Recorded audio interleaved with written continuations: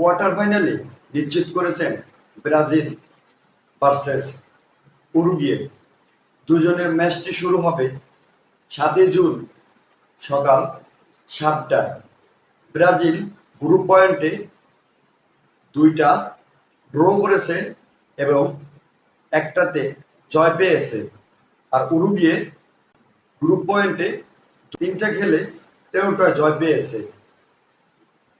ব্রাজিলের নেইমার দলে নাই দেখা এখনও টপকায় আছেন নেইমারবিহীন অভাবটা এখনও কাটিয়ে উঠতে পারেননি ছেলে সাউদিরা।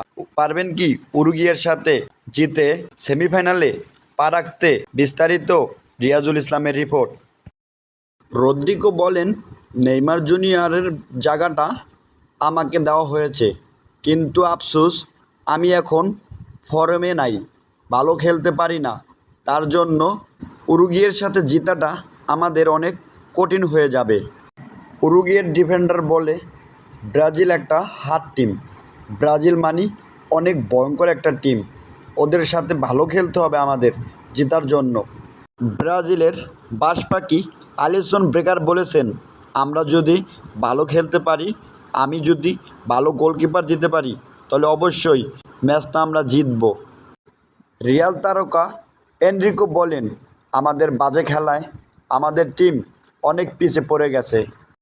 উরুগুয়ের স্ট্রাইকার বলেন, আমাদের টিম অনেক হার্ড করে ব্রাজিলের বিপক্ষে খেলতে নামতে হবে। কোনো মুহূর্তে ব্রাজিলকে জিততে দেওয়া যাবে না।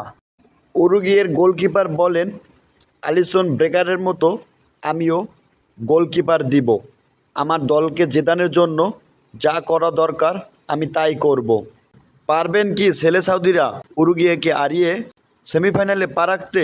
এরকমই আশা নিয়ে বসে আছেন ব্রাজিলিয়ান সাপোর্টাররা। আজকের জন্য এই পর্যন্তই। ভিডিওটা ভালো লাগলে অবশ্যই একটা লাইক, একটা শেয়ার করে পাশে থাকবেন।